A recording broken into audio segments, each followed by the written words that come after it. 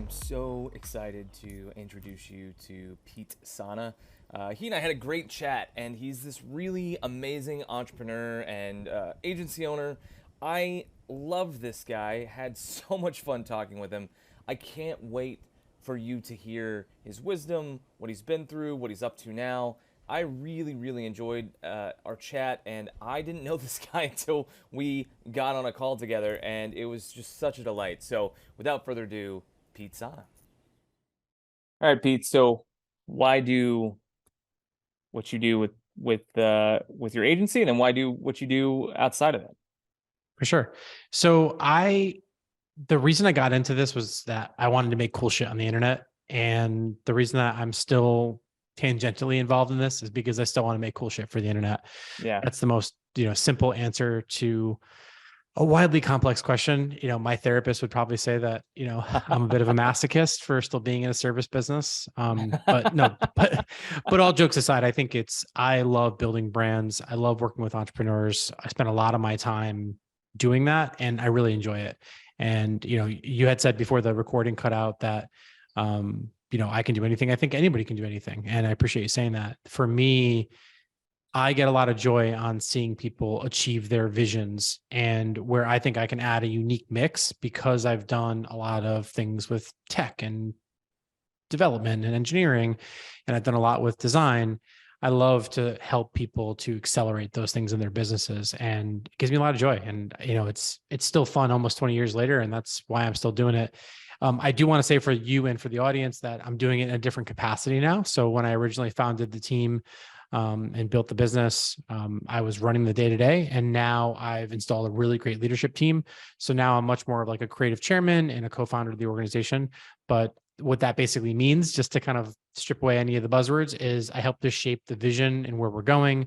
I help to expand on our capabilities, on our innovation products, and then I work on a couple of key accounts. But for the most part, outside of that, the day-to-day of the organization is being well taken care of, probably better than I've ever been able to take care of it, with a great leadership team. And I say that because a large amount of my time now, above and beyond Digital Surgeons, is spent angel investing and doing different fractional CMO gigs where I'm going into an organization at different sizes and scales and helping them scale to the next tier. So I just want to put that out there because I want the audience to understand that, I do think if I was 100% fully focused on this for 20 years, I probably would be ready to make a change. And that's ultimately what drove some of the changes in my life. So Yeah, man, and that's so interesting because we have a little bit of parallel journeys there. Like I grew my agency up and then sold the first one and then used that to start a new agency, built that up, and I've done the same, man. Like I own a piece or an entirety of 7 different companies, and so to be able to just go where your curiosity leads and not have to be tied down is fun. But that's a journey that most people don't get to make, man. Like they just never get to the point where it's like, oh yeah, and now I can hand this thing off to somebody else. That's pretty unique. I'm interested, man. Like, what was the internal process for you with Digital Surgeons? And you're like, okay, did you have the realization I want to get out, or was it just like I am trying to replace myself with these different people and it kind of happened naturally? Like how did that all transpire, man? great question. So first, I believe that context drives creativity. So I'm going to really lean into that practice right now. So behind you right now, you might not even notice that there's actually like a thermometer above you. And I can see that thermometer says about 80 degrees, right? Most people live their lives and they act like thermometers, right? So what a thermometer does is it basically reacts to its environment, right? If it's hot, it's 80 degrees. If it's cold, it's going to drop down. That is what that tool does. And if it's going up and down and reacting to the temperature around it, it is doing its job.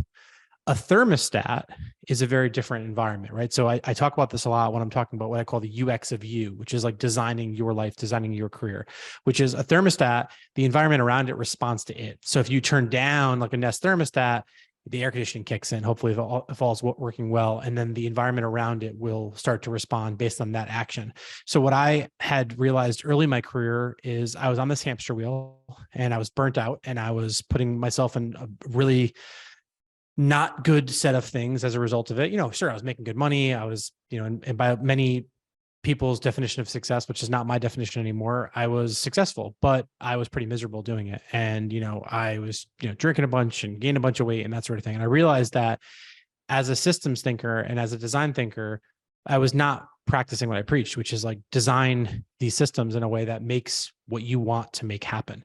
So when I shifted from being the thermometer into the thermostat, that's where everything started to change for me. That's where I started to not just be a agency offering services, but also doing hybrid deals that were both performance based and equity based, which unlocked some skin in the game, really, and that skin in the game then led into some interesting things. I started to invest in companies. I started to invent new companies and products. So I think that the metaphor I'll share with you, just based on the context of what's literally behind you right now in this video, is when I shifted from that mindset and I became much more like a thermostat, life all of a sudden started to unfold in a way that was more in alignment with where I wanted it to go. It didn't just magically happen, but it gave me a sense of a North Star that I think shifted in focus and attention. So I hope that answers the question. No, I love that. And, it's so funny that you picked the thermostat behind me, or the thermometer behind me, and comparing it to a thermostat and the differences of where you're at. It's, for many people, there's a conversation around what is consciousness, when does it arise? And for many, many very brilliant scientists, philosophers, they would say that a thermostat is conscious because it's reacting to its environment the way that a plant would, that another animal would. And so I find that really fascinating, Pete, because to me, it's like, yeah, you've just stated, hey, when you become conscious, you start to build a life that you want instead of just reacting to the environment that's around you. I love that, man. Thanks, man. I'm glad that it resonates with you. I hope it resonates with the audience as well. Yeah, that's really beautiful, man. Like I think that there's something to that for a lot of people. I just put an ad out actually for a leadership position at one of the companies, and I got, this is not an exaggeration, I got over 300 applications in under 3 hours. And It was just like crazy to me.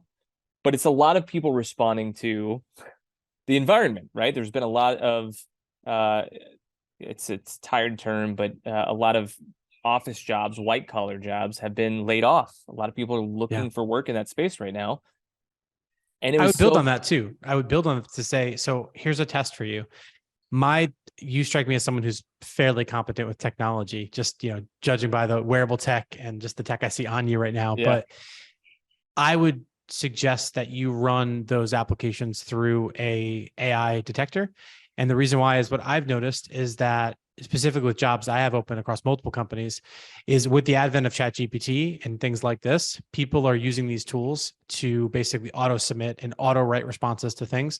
And what I've noticed is that while the volume of people that have been submitting has gone up, the quality has actually gone down from my vantage point. And I've been hiring for a number of different roles, from mid-level all the way up to senior executive. So I just want to put that out there because I think you're right. You're absolutely right. There's definitely a void and openness for, and I'm sure it's a great position that you're offering, but there's, I'm noticing now with the shift in economy, there's also a shift in lazy behaviors. And I think those lazy behaviors is really proliferating, mediocrity in a lot of ways. So I just want to offer that up as like test to see like if it's holding true for you or not. I mean, I don't know what region you're in or those kinds of things, but that's what I've seen. 6 out of our 7 companies are fully remote. Oh, nice. The only one that's not fully remote is the flight school, because you kind of have to be there to fly the plane. But yeah, everybody else is fully remote, and so I think obviously that's part of the allure. And there's very good compensation, and it's a good space. But yeah, it's so funny that you say that, Pete, because we actually are making, due to automation rising at such a precipitous rate, we are making a massive shift at the SDR agency that I own, because it's been just completely inundated. I mean, and so when we started doing that as a service, we launched that business in 2019. When we started doing that back then, no one was really occupying this space. There were players that were occupying the space, but it wasn't a lot. And now, I mean, it's everywhere. And so we've made an aggressive shift to move to a one-to-one marketing model where it's like, we're going to Sure. get you more rich, robust, highly valuable contacts where we're setting them up and qualifying before we hand them off to a client. And it's changed the dynamics of what's going on. And a lot of people are like, hey, if this is a bot, da da da. And I'm like, and we're able to respond because we have such a small number. We're like, actually, it's not a bot, I'm a real person. Here's where we're, that sort of thing. And so we've just started to have fun with that, and people are being refreshed by that Love that. It's personal great. touch. But yeah, man, I that's a good idea with running it through the AI detectors. And some of them are pretty inaccurate, but I mean, again, I would imagine you've got a pretty good screening and like HR team or recruiting team that they're going to hopefully know if you're just getting it's garbage, garbage submissions. Yeah. Well, it's interesting too, because it's not a technical position. It's like it's a CEO position. And so it's, hopefully people are not applying for a CEO role with ChatGPT, but you never know. But it's been interesting though, Pete, because it's like the people that have come in, my HR manager was like, hey, I just want to give you a snapshot of some of the people that are coming in. Like, would you mind looking at these 60 people? And so I just took a look, and I was like, man, there are a lot of people that have technical backgrounds. They've been CTOs, they've been CISOs, and they're applying for the CEO position. I'm like, this is not a position that you are qualified for. Like, there's just, but it's really interesting, man. They're like, well, maybe I can do that. Because again, temperature change. I'm getting a lot of people from the Valley that are like, man, I need a job, basically. And I'm like, dude, this isn't the job for you. I don't even know that you'd enjoy it, and you're not qualified for it. So yeah, it's super interesting, man. Okay, so you've invested in different companies. You're doing fractional CMO work. You've got your energy, your fingers in a lot of different spaces. I do. How do you stay personally grounded so that you can function as a human? Because obviously work is not everything. So how do you function as a human? What are the rhythms, the patterns, the things that you do to stay sane? Yeah, I mean, the first one that comes to mind is meditation. I'm a big meditator. I think been meditating, every day for years now at this point. What do you use, an app? Do you just do it on your own? What kind of meditation are you into? So it's funny that you asked that question. So I've done a lot of different types of meditation. Now what I do is more so like an unguided TM type of thing. I do, however, still use the Calm app to track the time. So back before I got really into it, a way to hold myself accountable was kind of like the Cinderella story. It's like I had to meditate for at least 10 minutes before midnight. So, I mean, and there were times I pushed it right to the edge, not on purpose. I tell people I meditated on trains and planes. I've meditated in hotel bathrooms. I've meditated in the hospital when my wife was about to give birth to our son. So I think I've been able to maintain that for a number of years, because in all seriousness, I tell this people a lot, meditation really saved my life. It saved my life. And it balanced me out in a big way.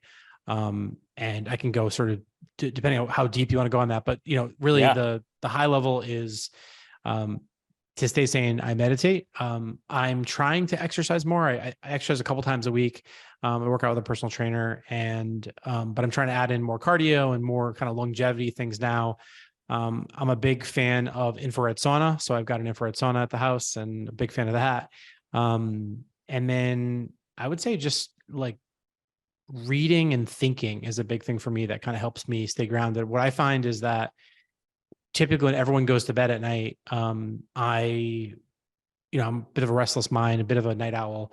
I will write to have my thoughts stay coherent. So I've been writing, a couple of long form pieces of content every month on Medium for, I don't know, a few years now at this point. And I think just the process of like thinking and clarifying my thoughts, the process of like forcing myself to stick to a deadline. In this case, I have a biweekly, so twice monthly newsletter I put out for free. And the newsletter, as much as there's, thousands of people that get benefit from it, and I don't sell anything in the newsletter, it's just like me putting thoughts out there, I get the most benefit from it because it helps me kind of codify like the ADD, ADHD brain that I have of like, all right, what are the patterns I'm seeing? Like if I'm going and I'm traveling to go do a speaking gig, like what do I notice about different cultures and different people and different locations? Like, how do I bring that back to my companies? How do I bring that back to the work that I'm doing? So that's typically how I stay sane.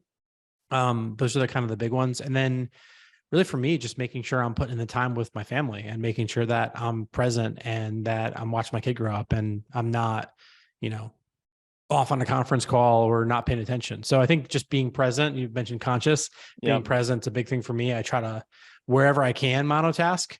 I'd be full of shit if I told you I'm always monotasking, but I think, I'm doing my best to do that. And that helps. I I love that.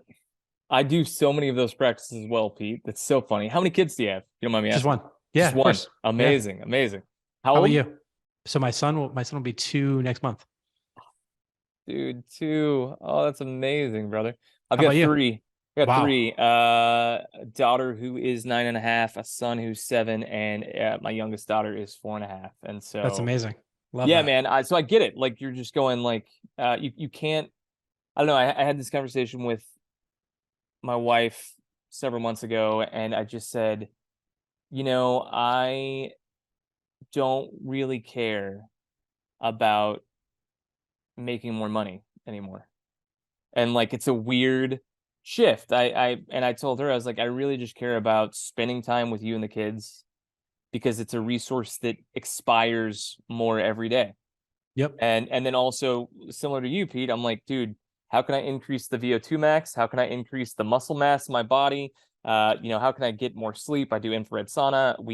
When I'm at the River House in Washington, where we spend our summers, I polar plunge every day. Oh, It's that's straight awesome. off the snow melt, man. And so like we're up there right now, which is why I'm traveling at the moment. And so yeah, man, it's like it's a yeah, there's something about living your life. When was the shift for you, man? Because it sounds like you just really worked your ass off, like did all the things to be successful, and then you had a moment, and you kind of alluded to this a little bit, but I'm curious about that, man. Like what happened, or what were the things that it may not be one thing. I'm sure it was multiple things, but what kind of got you to where you're at?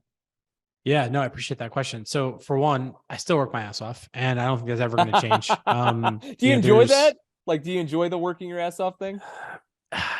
I love business, man. I really Yeah. do. I love and I enjoy business, and there's no amount of money that could ever come my way. I mean, that would make me want to stop. I mean, I'm a firm believer that, active minds stay active and stagnant minds Yeah. stay stagnant, so I think for me, like, there's that. Now, as for your question, so I think what was happening is I wasn't taking good care of myself. I was, not working out as much as I should have. I was, doing way too much caffeine, like to the nth degree. And I don't just mean a couple of Starbucks a day. I'm talking like, Red Bull, Starbucks, like just Woo. like way too much caffeine.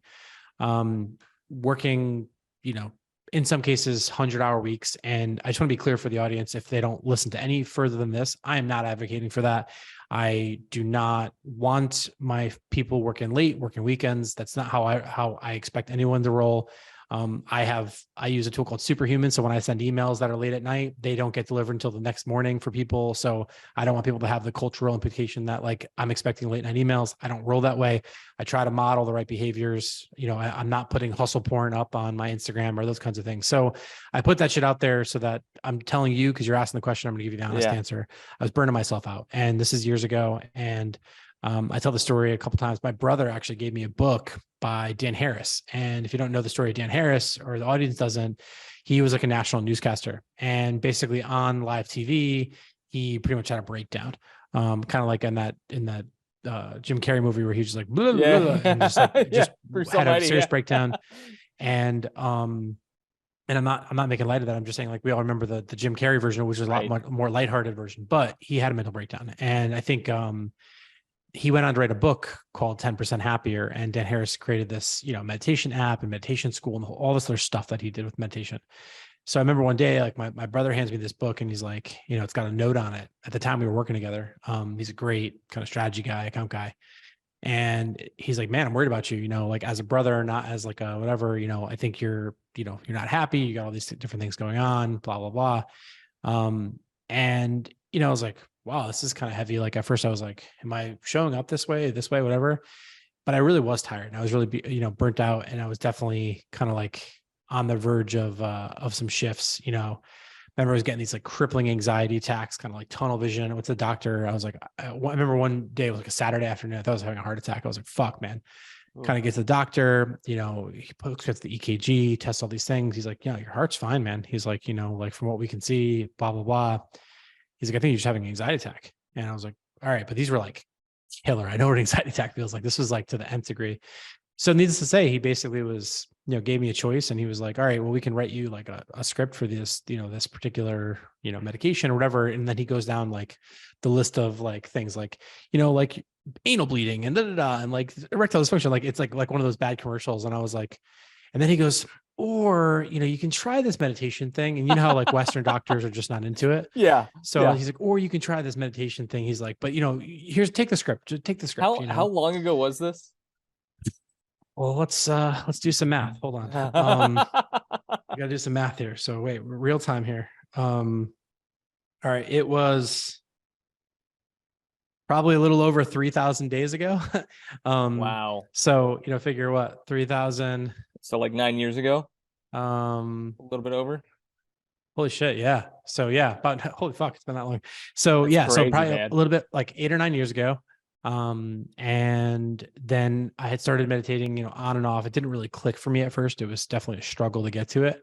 But then when I caught my stride and started getting into it, made a practice to myself, I started seeing some massive shifts. And again, I want to be clear for the audience. Like, I am not saying, I'm not for or against drugs. I'm not a doctor, find your own solutions. I want to just put that out there. What worked for me was meditation and self-care. And I'm really, really grateful that it did. Well, but that's my story. I think that's a thing. I think that's a thing that's really valuable to say, Pete, in that most of the time, the reason why most people are having, there's some people that are having like a chemical situation of anxiety or depression, but the most part though, right? Like it's people aren't taking the time to go work out. They're not taking the time to just breathe. They're not taking, one of the things that I don't know if you experience this, but sometimes in my own meditative practice, I just notice that I haven't taken a breath all day. Yep. You know what I mean? And it's just like, I will sit and I'll go, oh, and my shoulders drop. And I'm like, oh man, now I feel a little bit better. And there's something to, you can overcome some of that. 100%. I mean, there's a lot of it. I mean, for sure. I have friends who are in the military and who have been in the military. You think about like Navy SEALs and like special operations forces, like they teach them box breathing. Like, well, what is box breathing? Box breathing is essentially meditation, right? You're being mindful of your breath. You're counting your in breaths, you're counting your hold breaths, you're counting your out breaths, you're breathing in a square, right? Like box breathing is meditation. It just, happens in a very different way if you're in the armed forces. But yeah, I mean, I think there's the body keeps score, and there's a, mind body connection that I think we don't pay enough attention to. I mean, I wish I got started a lot sooner, to be honest with you. I think one of the things that I definitely want to try to impose upon, my family is, self-care at an early age. But at the same time, I want to also go on record and say, like, I don't subscribe to a lot of the way that people do things these days, in terms of just like, I think we're information obese, and I think we're intellectually shallow as a society. And I think that we have some work to do there if we want to achieve greater things. You talk about conscious capitalism before we turned the recording light on. You're like, yeah, I was speaking at an event for conscious capitalism. Well, what's the word before capitalism? Conscious. Like what does it mean to be conscious? It means you're not just soaking up your freaking Instagram feed, 1,000 stories at a time, in the TikTokification of the world, That's so funny. So much of what you're saying, Pete, is I feel the parallelness of our journeys in so many ways. One of the things that you said, so I say we're information rich, but we're wisdom poor.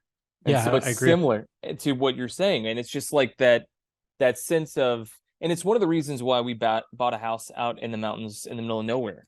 Like there's something to, there's moss that grows in our yard that if you drive 10 miles down the road, it doesn't grow because it only grows in the cleanest air that we have on the planet. And so it's like, there's the fish that are spawning, and there's something about getting outside. I mean, I'm doing this interview outside. I'm sure everybody can hear kids playing and dogs barking and whatnot.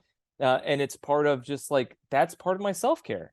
there's a study that was done that if you look at a living plant for 3 minutes, it reduces your cortisol in a demonstrative massive percentage, just because we weren't meant to be in this hermetically sealed bubble of air condition and heat and not be engaging with the natural world. That's just not what we've done as humanity for hundreds of thousands of years. And so it's like, well, how weird is it to just be like, well, now this is what we do, you know?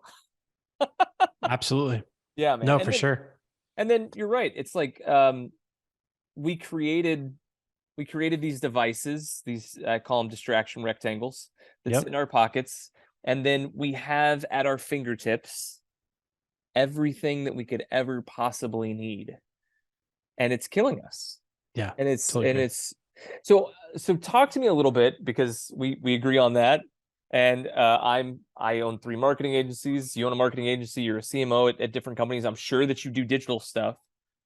How do Lots of you it. navigate the ethical dilemma that is, hey, this is a tool, it's an asset, and it's also simultaneously killing us? How do you personally kind of work with that? Yeah. So I'm probably the wrong person to ask that question to, because I think I've got a lot of work to do before I can answer that question. I think I was making a lot of great strides to be good at answering that question. But I think in the past, let's call it 8 months, 9 months, with all this AI stuff, it kind of reawoken the like nerdy kid in me. So unfortunately, like AI has not been good for a lot of things for me, because I'm just like, I'm back in it in a big way. And I think there's going to be some pros and cons to that. I'm excited for both of them, but I don't know if I have an answer to that question. That's reasonably insightful and usable by other people. What I would say that I do think is a good answer is do what's right for you and never stop being curious and experimenting, whatever that might mean. Experiment with like a digital detox, experiment with like doubling down. Like, for example, one thing that I do, I started doing at night, I'll show you, is I put my phone into grayscale mode. It's an Nice. accessibility feature. And Yep. there's some studies that have been done that says that it reduces dopamine firing. So if you open up Instagram when you're in, grayscale mode, it's not as sticky or as sexy to you. So I think what's helpful with that is I find myself reading more again. I love it. Whereas the past 9 months, with all the AI stuff, every day I was reading about this new tool or this new tool, or like playing with this new Yeah. tool, or whatever it was. And I used to crush, the whole almost the entire New York Times bestselling, business book list every year. Wow. Like that was like a big thing I did. I mean, these are just a couple of books behind me, but like, there's just like so much else out there. There's so much wisdom and knowledge that we can get by not being on the internet. But I would say that like I've noticed how in myself that I've been pulled to that technology. So I can only imagine if I grew up and my brain's been being rewired since I was 8 years old with TikTok, Right, right. and Coco Melon and all this kind of crap, like what that would do to our brains. Do you ever? I'm just going to ask you to speculate, and it's just fun. No one's going to hold you to this. Um, do you ever think that there's going to be a snapback where people look at phones and people just like having them accessible for anything but work, and they're just like, gross, man? Like it's almost like a pack of cigarettes. It's like, what are you doing? Like, or do you think it's just so good, the dopamine's so accessible, and it's all the good stuff that our brains and bodies crave? It's like, yeah, it's going to take a lot. It's going to take a massive shift for that to happen. Like, what are your thoughts about that? So I have a lot of thoughts on that. So one of the thoughts I have is if you think about a couple of years ago, the resurgence of vinyl records, where vinyl, for the first time had peaked sales again since, when the medium was already determined a dying form. No different than like when a film director went out and had to, for the director of Euphoria, the show on HBO, had to go and get more film created through Right. Kodak, I believe, because there just Amazing. wasn't enough of this film. But again, that show was vastly different and stood out. So to that point, I think that you will see people who have that, instead of FOMO, fear of missing out, they'll have JOMO, joy of missing out. I think that there will be some people, like, for example, a buddy of mine, big tech guy, he bought one of those, like the dumb phones, the Nokia dumb phones, Yep. that had no, no smart functionality. It could text, but like really basic and whatever. Yep. And that lasted for a few weeks for him, before he went right back. But I will say, like, I think we're seeing a lot more, like, some people who are woke doing the long retreats and the disconnects and that sort of thing. But that being said, I think that we have a faster chance of like post-humanism when it comes to like implants and connected tech and stuff like this than we do being completely disconnected, in my opinion. And I think that's just because of social conditioning, right? I think that right now, maybe if we're living in Bhutan and there's, we're raised in that, indoctrinated in that culture of disconnection. But I think largely what's going to happen right now is that, just like people said, we're not going to be able to surpass Moore's law. We surpassed Moore's law, and now we see what's happening with large language models and AI and AGI, on the forefront of what might be next. And I say might be, but I don't think civilization is going to ever be able to go back to at least in mass, right? There are places in the world, like, for example, if you read like the book about blue zones and, some of these places, Norway, Okinawa, Japan, et cetera, lots of these places have village mindsets and, are practicing some of these more kind of conscious ways of living and being. That being said, I think that I don't believe that in the next 50 to 100 years, we're going to see a voluntary society that is disconnected the way that you're describing. Again, it's a hot take. I hope I'm wrong, because I think that we could all benefit from, I think that right now, if we had like an EMP or something like that happen and people didn't have electricity or internet, I would argue that Wi-Fi and cell phone battery has worked its way into the Maslow's hierarchy of needs. I mean, I really would argue that, but yeah, that's my rant on the topic. I hope it's helpful. No, I think it is. And I think it's interesting because, and I ask people this question, Pete, that are leveraging, whether they're screenwriters and they're like writing for media that's going to be produced and that then is going to like just numb people for a while, and they're obviously, that's not what their hope is. They're hoping that they're going to inspire, make somebody laugh or whatever, but inevitably, like, there's a reason why, and I'm a huge fan of The Office, but there's a reason why people watch it 100 times. It's because they're so anxious that they're like, what can I watch that I know I know the outcome, and it's just almost background noise.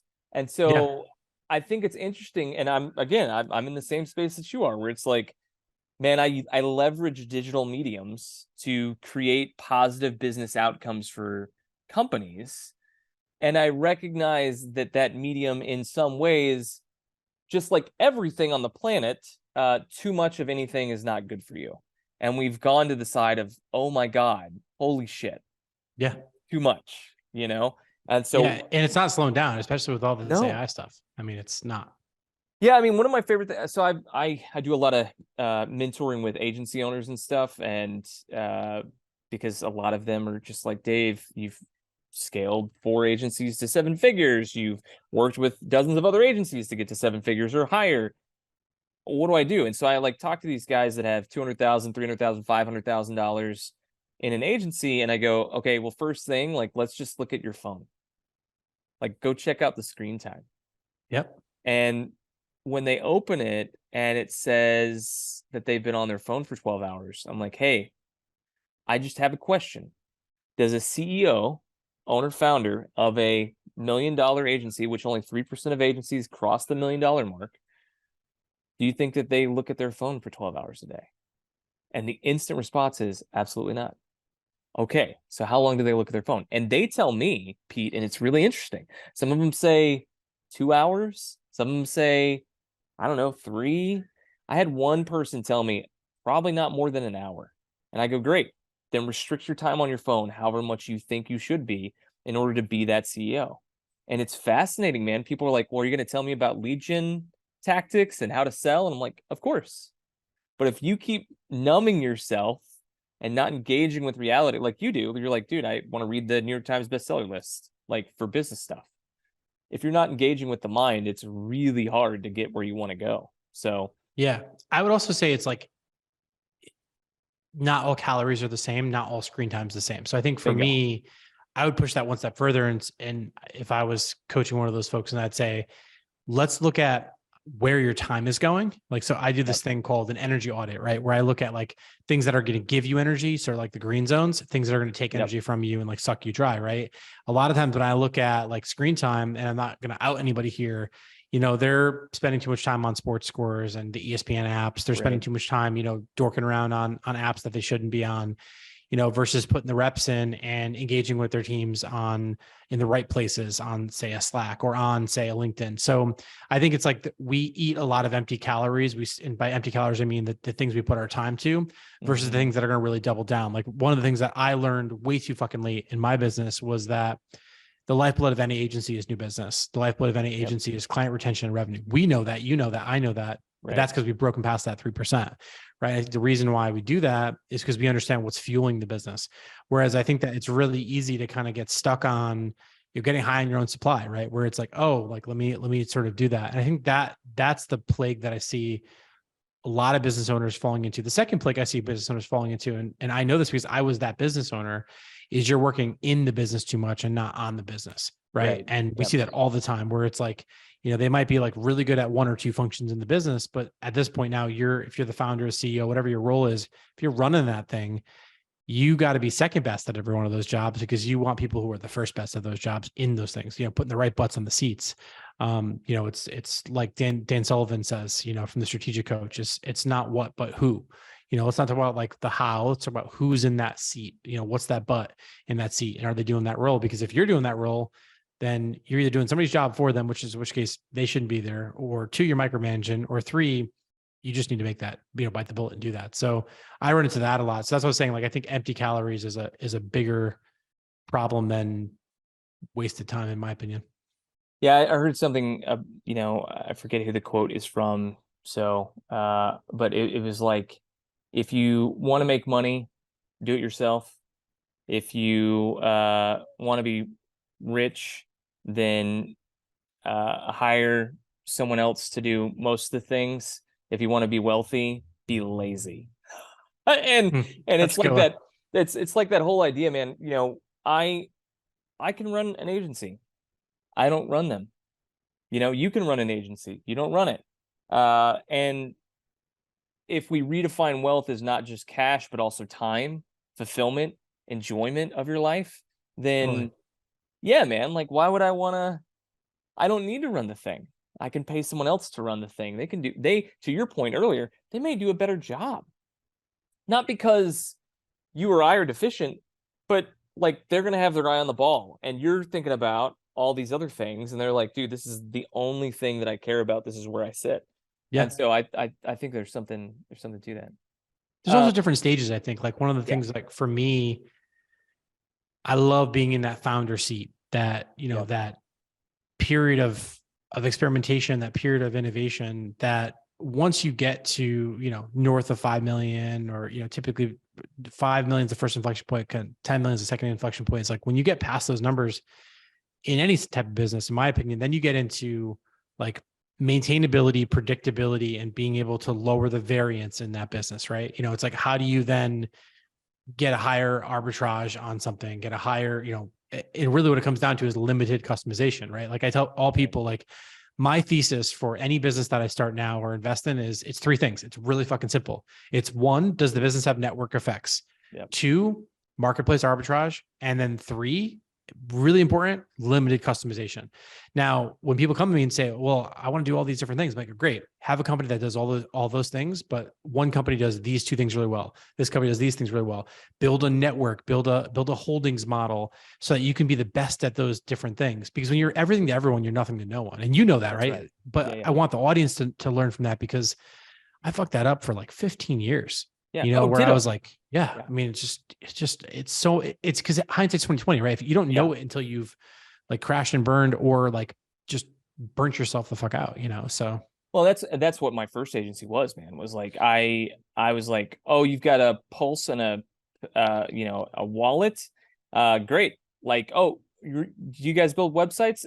Yeah, we do, starting on Monday, actually. Do you guys do videography? Yes, actually, we're doing that on Tuesday. And so it was one of those things where, man, we hustled. I mean, I have a similar story of burnout and almost dying.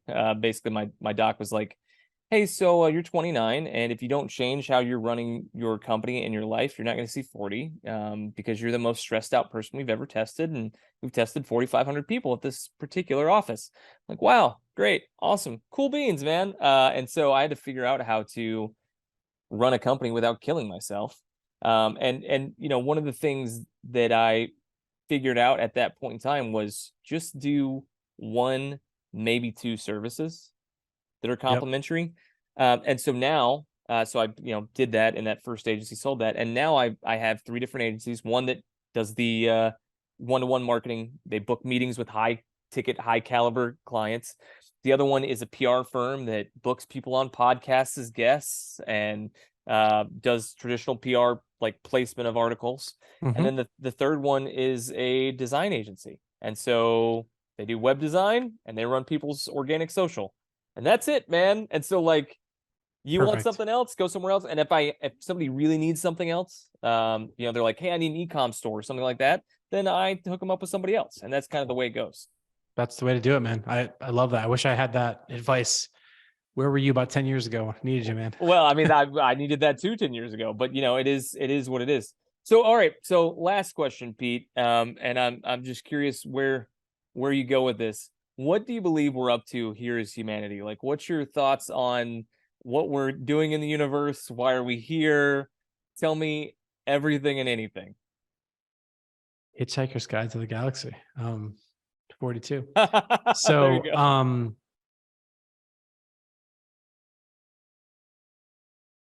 Tell me more about why that answer would be beneficial to you and your audience, so that I can really shape the angle that I approach it at in a way that's valuable. So one of the things that so many business podcasts do, I know that you've been on a bunch, I've been on a bunch as a guest as well, is they go, okay, Pete, tell me your story. Well, I was, down and out, and I was burnt out, and I barely made it, and then I figured it out. Now I, own a piece of these companies, and it's like the success story, and that's beautiful, and there's value in that. That's the things that we do in work to be successful. But then, I'm sure you've caught the thread of this in the conversation. I'm really curious about the inner work. And there are things that people believe about the universe and what we're doing here and what we're up to and like what that means. And it leads them to run their businesses in really big and beautiful ways, or not. And so I'm asking because the listeners are people that are of similar size to you, and they're trying to find that good spot. Like, what do they do? What do they think about their life? How do they run and manage it, right? And so some people share their religious beliefs, other people share their spiritual beliefs, but it's kind of open for you, man. Yeah, I appreciate that.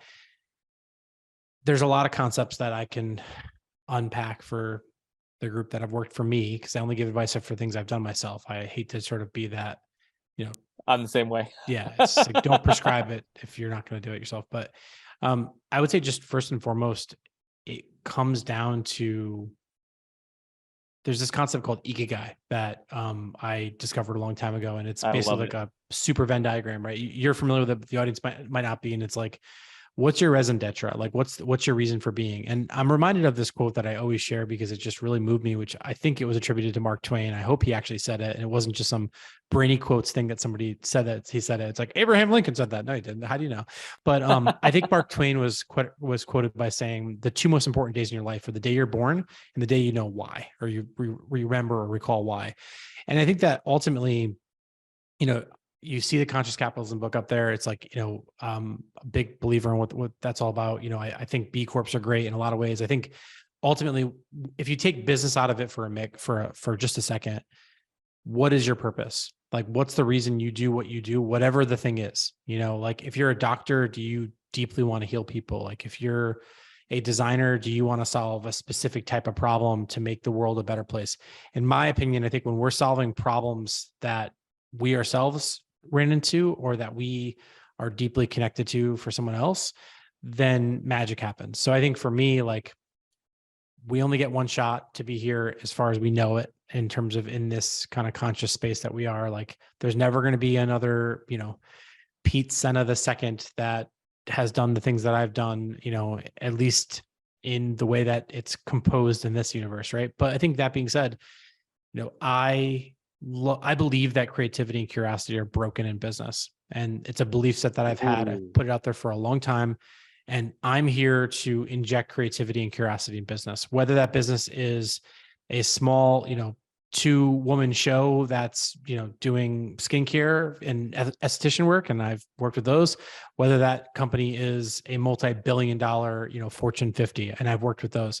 And I think what I love to do with all my clients, with all the people I invest in, is I want to show them that a life lived more creatively and a life lived more curiously, whether you're in work or in life or whatever it is, it's a more fulfilling life. So that's like, for me, like as for the path and journey I'm on, I would love to see a few million people be directly impacted by that work that I'm doing. And then I would love for the ripple effects of that to then spawn out in that much bigger of a way. So now, like, for example, all the pro bono work that I do is only with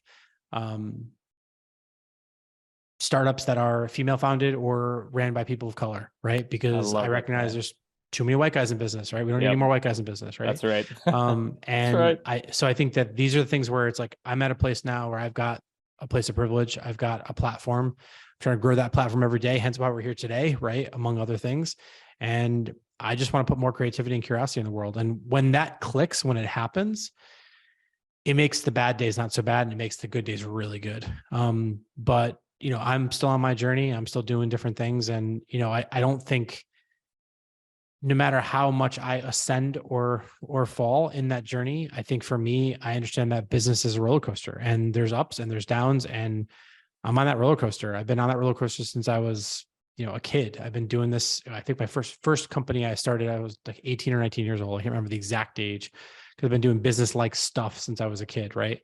Since I first got access to the internet. But yeah, that's my thing. I mean, again, on the spirituality front, I definitely identify a lot more with Eastern things now. I mean, I was born Catholic, but I think the last time I saw a Catholic church was at a funeral, unfortunately. So, whatever you believe is what you believe, and I'm not going to judge you either way. Whether you're, atheist, Buddhist, Jewish, whatever your things are. For me, I can talk to anybody. It's like, as long as someone's not imposing their belief sets on me, I will never impose my belief sets on them. And that's as far as how I exist in the universe.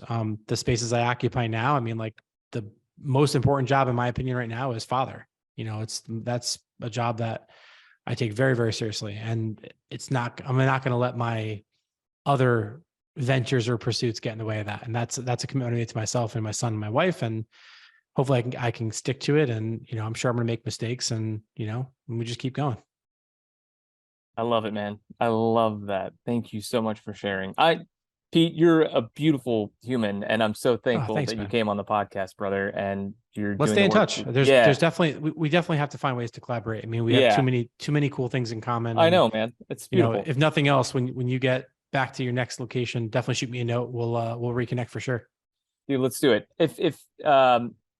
If people want to check you out, do you have anything that you want to promote? Plug it, man. Let's do it here. Yeah. So what I would say is, I have been loving my podcast, Forward Obsessed. And the reason why is that I have learned so much from these big business leaders that have just done things that I could never dream of. People who have taken companies public, people who have crashed and burned companies. So the podcast is Forward Obsessed. The website's forwardobsessed.com. People want to learn more about me. I'm on basically every social channel at this point. PeteSena.com. I'm Pete Sena on Twitter. I'm Pete Sena on Medium. Pete Sena on LinkedIn. The only other Pete Sena that I'm aware of is the CEO of a nuclear company, which is not me. So yeah, just Google me if you want to connect. I'm pretty accessible, at least I try to be. And hopefully this has been helpful for some folks. I love it. Thanks so much, man, and thanks for being on the podcast, brother. For sure. Enjoy your travels. I'll talk to you soon.